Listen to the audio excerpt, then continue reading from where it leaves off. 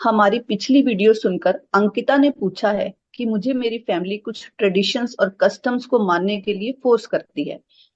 इनमें से कुछ तो मुझे रैशनल लगती हैं और कुछ इरेशनल लगती हैं।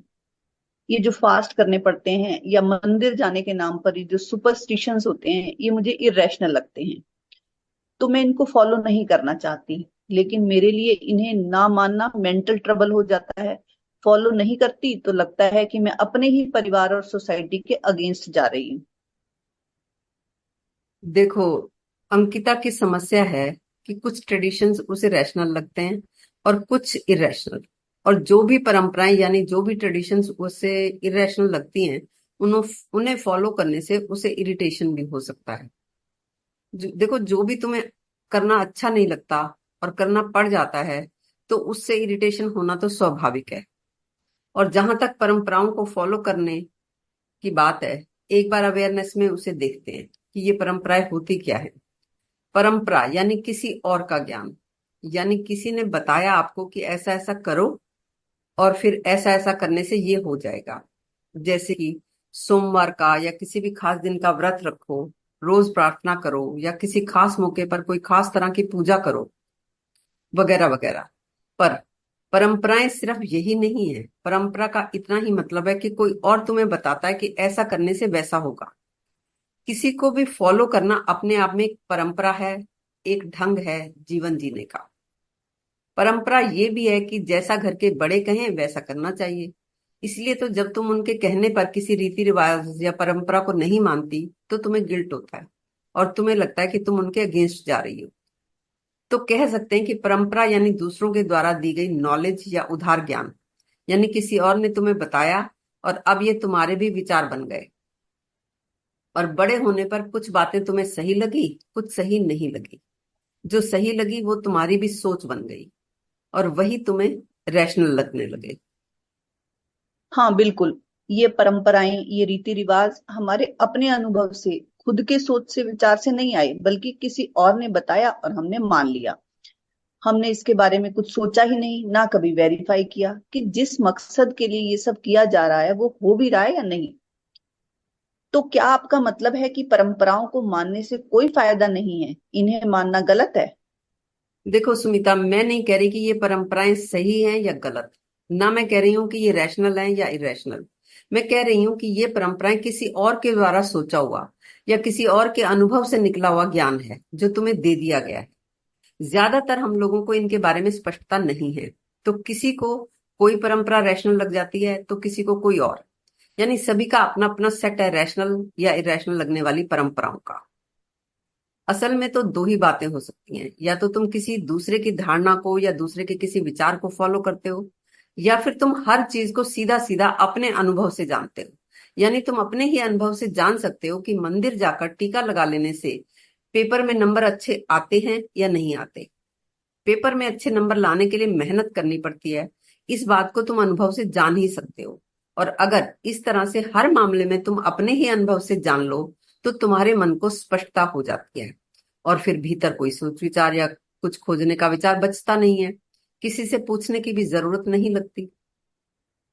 यानी आप कहना चाहती हैं कि अगर हमारे मन में खोज चल रही है, सोच विचार चल रहा है किसी भी संबंध में, तो इसका मतलब हम सभी अस्पष्ट हैं। क्योंकि जब हम नहीं जानते तभी हमारे अंदर सोच विचार चलते हैं और हम खोजते रहते हैं, टटोलते रहते हैं। और जब भी हम किसी मामले में अनक्लियर होते हैं तो हम किसी और को फॉलो करते हैं। जबकि अगर हमें खुद को हर मामले में स्पष्टता हो तो फिर किसी को फॉलो करने की जरूरत नहीं पड़ती। हाँ सुमिता, तुम्हारी ये बात यहाँ परंपराओं के रेफरेंस में लागू होती है। लेकिन फॉलो करने का एक और पहलू भी है। वो ये कि कुछ चीजों में तो दूसरों को फॉलो करने की जरूरत होती है। यानी कुछ चीजों में दूसरों के ज्ञान का उपयोग है। जैसे हेल्थ है या साइंस है, उसमें दूसरों के ज्ञान का उपयोग किया जा सकता है। लेकिन मन के आराम के मामले में या संबंधों में हार्मनी का मामला हो, या फिर हो जीवन जीने के ढंग के मामले, इन सब में दूसरों के ज्ञान का कोई उपयोग नहीं है। इसके लिए तो तुम्हें स्पष्टता की जरूरत पड़ती है। अगर स्पष्टता ना हो तो तुम्हारे मन में सोच विचार चलता ही है।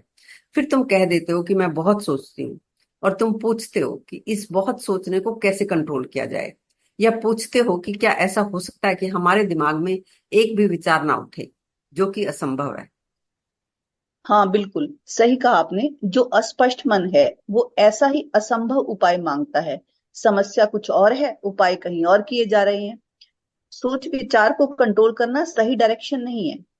थॉटलेसनेस मन के आराम के लिए एक असंभव उपाय है। इस पर हमारी एक यूट्यूब वीडियो भी है कि विचार, जिसका नाम है विचार शून्यता क्या है, यानी व्हाट इज थॉटलेसनेस। इसका लिंक आपको डिस्क्रिप्शन बॉक्स में मिल जाएगा। हाँ सुनीता, मन के आराम के मामले में और संबंधों की समस्याओं के मामले में ये दूसरों को फॉलो करने की भूल करीब करीब सभी कर रहे हैं। मैंने भी की है ये भूलें, 55 साल की उम्र तक। असल में तो हम सभी को अपनी समस्याओं से मुक्ति के लिए उन समस्याओं के कारण जानने होते हैं और उन कारणों की जड़ काटनी होती है, ताकि वो समस्याएं सदा के लिए समाप्त हो सकें। मन की कोई भी समस्या किसी व्रत, पूजा पाठ, ध्यान या किसी भी परंपरा को मानने से खत्म नहीं हो सकती। हाँ, पर जितनी देर तक तुम वो सब करते हो उतनी देर के लिए तुम समस्याओं को भूल जाते हो। तो कह सकते हैं कि परंपरा ज्ञान की या परंपरा स्पष्टता की, बस ये दो ही परंपराएं हैं। आपने पहले भी इस ज्ञान की परंपरा की बात की है। इसे सुनने वालों के लिए थोड़ा और क्लियर करें प्लीज। असल में मन की शांति के और संबंधों के मामले में तो ज्ञान की परंपराएं हैं ही, पर ऐसा भी नहीं है कि मंदिर, व्रत, पूजा पाठ, ध्यान या कस्टम्स के मामले में ही ज्ञान का लेना देना चलता हो। ज्ञान का लेना देना अदरवाइज भी चलता है। जो ये कहते हैं कि हमें तो इन बातों से कुछ लेना देना नहीं है, मैं तो बस अपना काम करके ही सुख शांति से जीना चाहता हूँ या जीना चाहती हूँ, तो वो भी इसी ज्ञान लेने देने की परंपरा में है ही। बात सिर्फ व्रत, ध्यान या पूजा पाठ या मंदिर जाने की नहीं है। इस बात को ऐसे समझा जा सकता है कि सेलिब्रिटीज के इंटरव्यू में अक्सर ये बात आती है कि जीवन साथी के रूप में या दोस्ती के लिए मुझे एक ऐसे शख्स की तलाश है जो मेरे प्रति पूरी तरह ईमानदार हो। ये भी कहा जाता है कि किसी भी रिश्ते के लिए ईमानदारी और विश्वास ही रिश्ते का मजबूत आधार है। या फिर दो लोगों के बीच कंपेटेबिलिटी, पारदर्शिता यानी ट्रांसपेरेंसी होना बहुत जरूरी है। मुझे ऐसा जीवन साथी चाहिए जिसका सेंस ऑफ ह्यूमर कमाल का हो, वह अपनी बात बिंदास तरीके से रख सके, जो खुद को बहुत गंभीरता से ना लेता हो और स्वार्थी तो कतई ना हो। तो ये बातें भी ज्ञान के लेने देने जैसी ही बातें हैं। ये बातें तुम्हें बड़ी नॉर्मल, प्रैक्टिकल, समझदारी वाली और वास्तविक लग सकती हैं, जबकि ये बातें भी अंधविश्वास की दिशा में ही हैं कि बिना समझे, बिना स्पष्ट हुए, बिना क्रॉस चेक किए बातों को पकड़ लिया गया कि अगर ऐसा ऐसा पार्टनर मिल जाए या ऐसा दोस्त मिल जाए तो जीवन सुखी हो जाएगा। जबकि ये व्रत आदि की बात तुम्हें देखने में लगे कि ये तो अंधविश्वास है, ये तो दकियानूसी बात है। ये बातें तुम्हें, लेकिन ये वाली बातें तुम्हें ऐसी नहीं लगती। अब यहाँ मैं आपकी बात से थोड़ी कंफ्यूज हो रही हूँ। अगर कोई कहता है कि 16 सोमवार के व्रत रखने से अच्छा पति मिलता है, तो इसमें तो दिखता है कि ये बात अंधविश्वास की है। लेकिन अगर कोई कहता है कि मुझे ऐसा पार्टनर चाहिए जिसमें ईमानदारी हो, जो ट्रस्टवर्दी हो, जिसका सेंस ऑफ ह्यूमर अच्छा हो, तो इसमें कैसा अंधविश्वास? देखो सुमिता, दरअसल अच्छा पार्टनर ना तो सोमवार के व्रत से मिलता है, ना ही जो भी क्वालिटीज तुम्हें उसमें चाहिए उन सब क्वालिटीज का उसमें होना देखा जा सकता है। इसलिए क्वालिटीज को पहले से चेक कर लेने की बात भी वैसे ही है जैसे किसी ने बता दिया कि फलां व्रत करने से, फलां कुछ करने से बुद्धि में वृद्धि होती है। जबकि ये व्रत आदि की बात तुम्हें देखने में लगती है ये तो अंधविश्वास है।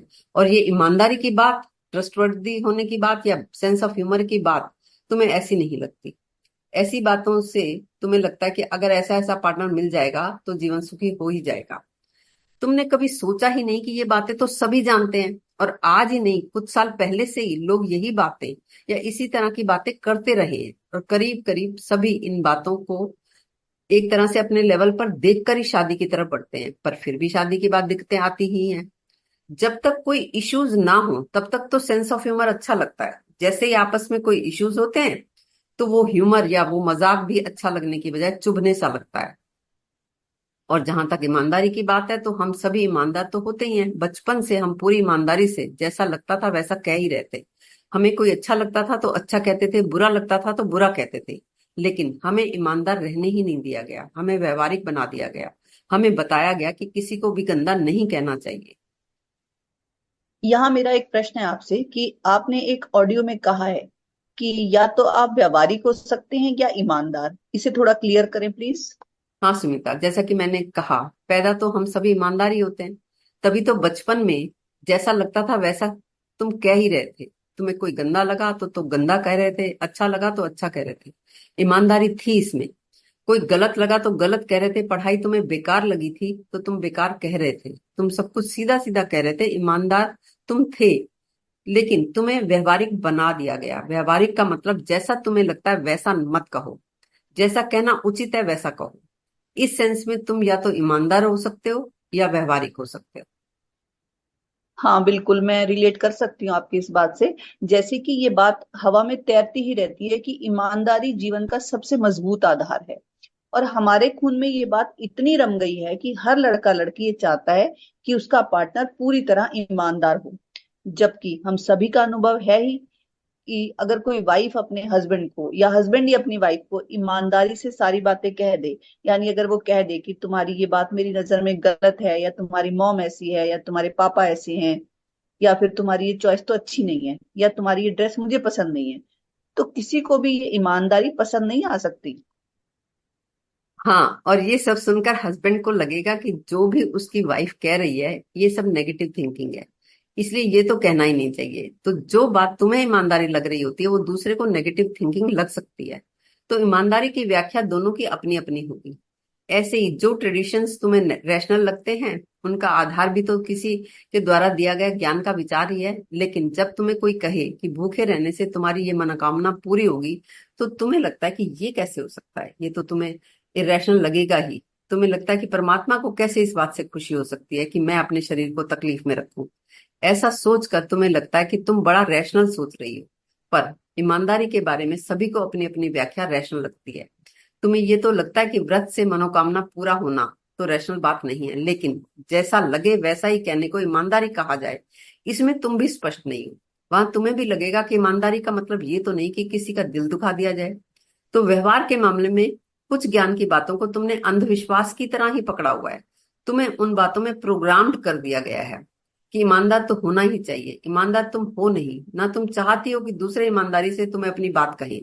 पर तुम्हें लगता यह है कि मैं तो ईमानदार हूं ही, और तुम कहती हो कि दूसरा भी अपनी बात ईमानदारी से कहे। लेकिन तुम्हें दिखता नहीं है कि तुम उसकी ईमानदारी की बात सुनना नहीं चाहती हो। तुम कुछ का कुछ कहती हो और दूसरों से भी यही चाहती हो कि वो ऐसी बात कहे जो तुम्हें अच्छी लगे। तो ईमानदारी की व्याख्या सबकी अपनी अपनी है। मुझे लगता है जब भी हमारी इंडियन सोसाइटी में परंपरा शब्द या ट्रेडिशन शब्द बोला जाता है, तो लोगों को लगता है कि ये अंधविश्वास की बातें हैं। असल में ये बात केवल इंडिया या केवल इंडियन सोसाइटी की नहीं है। तुम किसी का भी इंटरव्यू देखो, पढ़ो, यहाँ इंडिया में पढ़ो या जर्मनी में पढ़ो या पढ़ो अमेरिका में, टर्की में पढ़ो या पाकिस्तान में पढ़ो, तो तुम्हें यही बातें मिलेंगी। सभी को ही कंपैटिबिलिटी चाहिए, सभी को ऑनेस्टी चाहिए, सभी को कुछ ऐसी ऐसी ही तो बातें चाहिए। देखा कुछ है नहीं, महसूस नहीं किया, और ये सोचा नहीं कि तुमसे 50 साल पहले, 100 साल पहले भी लोग यही चाहते थे। तुम इसमें कुछ भी नया नहीं सोच रहे हो। असल में ये बातें या कुछ इसी तरह की बातें तुम्हें लगती तो हैं कि ये अंधविश्वास नहीं है, ये तो सोच विचार की बातें हैं। ऐसी ही एक दो और बातों का एग्जाम्पल देती हूँ। जैसे कि तुम बहुत सुनते हो पॉजिटिव सोचो। अब ये बात तुमने इतनी सुनी है, इतनी पढ़ी है कि इस बात को तुम नहीं देख पाते कि ये भी एक परंपरावादी बात ही है, मंदिर में जाकर घंटा बजाने जैसी ही है। इसकी प्रैक्टिकलिटी कितनी है ये तुम देख ही नहीं पाते। तुम ये भी कहते सुनते हो कि अच्छा सोचोगे तो अच्छा ही होगा। अब पॉजिटिव सोचने से या अच्छा सोचने से ही कुछ होता हो तो इससे आसान क्या हो सकता है। पर तुम देखते हो कि ये भी होता नहीं है। मन में तो हर तरह के विचार आते ही हैं। तुम ना तो सोचते हो ना ही सोचना चाहते हो, पर विचार तो आते ही हैं। और वो आएंगे ही, क्योंकि वो संभावनाएं हैं, वो आएंगी ही। तुम सड़क पर कार चलाओ और तुम्हें एक्सीडेंट का ख्याल ना आए, ये तो हो नहीं सकता, होता नहीं। और यही संभावनाओं के विचार ही तो तुम्हें सावधानी से कार चलाने के लिए सावधान करते हैं। अगर तुम्हें इस तरह की संभावनाओं के विचार ही ना आए तो तुम लापरवाह हो जाओगे और एक्सीडेंट की संभावनाएं बढ़ जाएंगी। आपकी ये बात तो समझ में आ गई कि जीवन अच्छा सोचने से, पॉजिटिव सोचने से अच्छा होता नहीं है। जीवन तो जैसा है वैसा है। पर ये जो कह दिया जाता है जो होता है अच्छे के लिए होता है, या होने को कौन टाल सकता है, जो होना है वो होकर रहेगा, अब क्या ये बातें आपस में विरोधाभासी यानी कंट्राडिक्टरी नहीं है? हाँ सुमिता, असल में जैसा कि मैंने पहले भी कहा कि मंदिर में जाकर घंटा बजाने की बात, यानी तुम इधर घंटा बजाओ, उधर तुम्हारे नंबर बढ़ जाए, या नौकरी लग जाए, या तुम्हें प्यार मिल जाए तुम्हारा, या तुम कोई मुकदमा जीत जाओ, या तुम्हारी कोई बीमारी ठीक हो जाए, वो बातें तुम्हें सीधे सीधे अंधविश्वास जैसी दिखती हैं। पर अच्छा सोचने वाली बात, या पॉजिटिव थिंकिंग, या ईमानदार होने की बात तुम्हें अंधविश्वास नहीं दिखती। कोई परमात्मा को तलाश करता हुआ तुम्हें अंधविश्वासी दिख सकता है। कोई ध्यान लगाकर बैठा हो कि शिव के दर्शन हो जाएंगे, दुर्गा दिख जाएगी, इसमें तो बहुत से लोगों को लगता है कि इनकी ये बातें इरेशनल हैं। पर अगर कोई कहता है कि मुझे ऐसा जीवन साथी चाहिए जिसमें ये बातें हों, तो ये बात तुम्हें अंधविश्वास नहीं दिखती। दोनों के मूल में एक बात कॉमन है कि ये उधार के ज्ञान के विचार हैं, यानी ये किसी दूसरे से पकड़े गए विचार ही तो हैं। हाँ, सही कह रही हैं आप। इस सेंस में ना तो हम ईमानदार हैं और ना ही हम चाहते हैं कि दूसरा अपनी बात को ईमानदारी से कहे। तो हम सभी बजाय ईमानदार होने के व्यवहारिक हो गए हैं और बात करते हैं हम ईमानदारी की। बिल्कुल। फिर ये जो हो नहीं सकता कि फिर ये नहीं हो सकता कि झंझट खड़े ना हो। असल में जो ज्ञान के विचार हैं, या ये जो एडवांस में उपाय सोचे जा रहे हैं कि ऐसा ऐसा करेंगे तो शादी के बाद दिक्कत नहीं आएगी, इन सब के बारे में हमारा मन इग्नोरेंट है। वो वास्तविकता नहीं देख पाता। और अंधविश्वास भी तो यही होता है कि बिना सोचे समझे, बिना क्रॉस चेक किए, बिना उस बात को आर पार देखे किसी की बात मान लेना ही तो अंधविश्वास है। चाहे फिर वो चींटियों को दाना खिलाने से कर्ज और संकट मुक्ति की बात हो, या फिर कोई कंपैटिबल लाइफ पार्टनर ढूंढने की बात आती हो कि कोई कंपैटिबल बंदा मिल जाएगा तो फिर दिक्कतें नहीं आएंगी। यहाँ मेरा एक प्रश्न है आपसे कि अक्सर लोगों को कहते सुना है कि दो लोगों में आपस में एक दूसरे की अगर कंपनी एंजॉय किसी को करनी है तो उसके लिए लाइक माइंडेडनेस का होना जरूरी है। इसे थोड़ा खोलकर बताएं। हाँ, ये बात अक्सर यंगस्टर्स लाइफ पार्टनर को चूज करने के बारे में कहते हैं। ये बात तुम्हें बड़ी सिंपल सी लगती है कि जब दो व्यक्ति शादी कर रहे हैं तो ये लाइक माइंडेडनेस तो होनी ही चाहिए।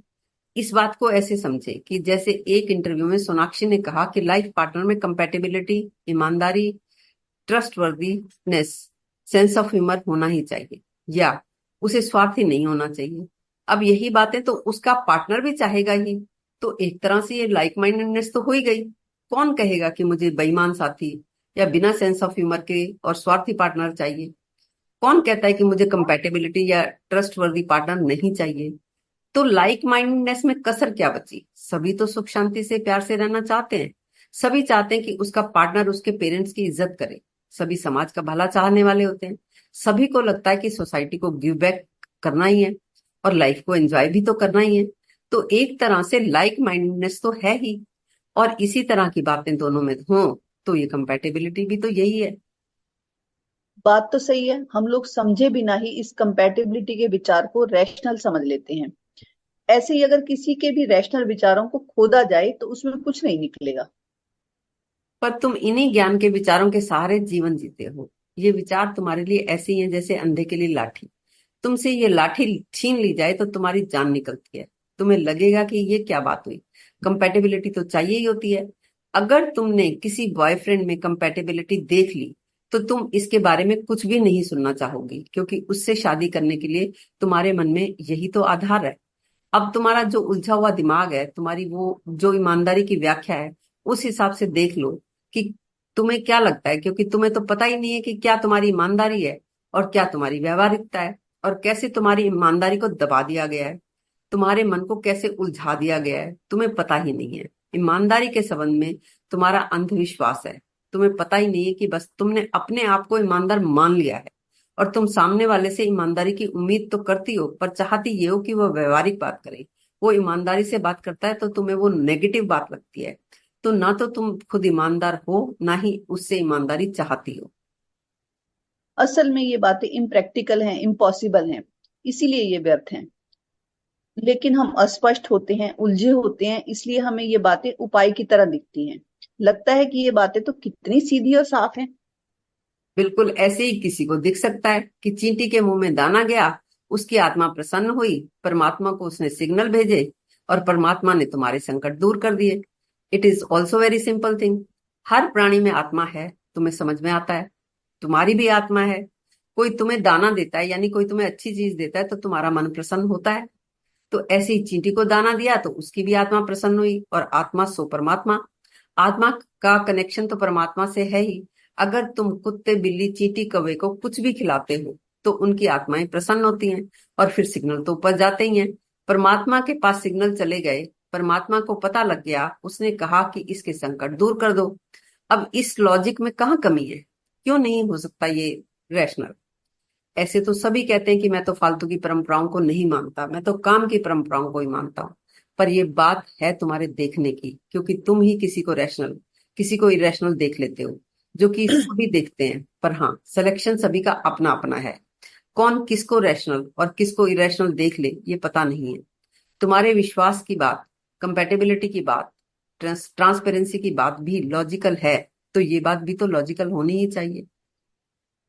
आज की बातचीत में हमने जाना कि किसी और के सोच विचार से निकला जीने का ढंग हमें बेचैन करता है, हम बेआराम में आते हैं, क्योंकि जीवन जीने का ये ढंग हमारे अपने अनुभव से नहीं आया, बल्कि हमने बिना सोचे समझे, बिना क्रॉस चेक किए किसी दूसरे को फॉलो करके उनकी बातों को पकड़ लिया है।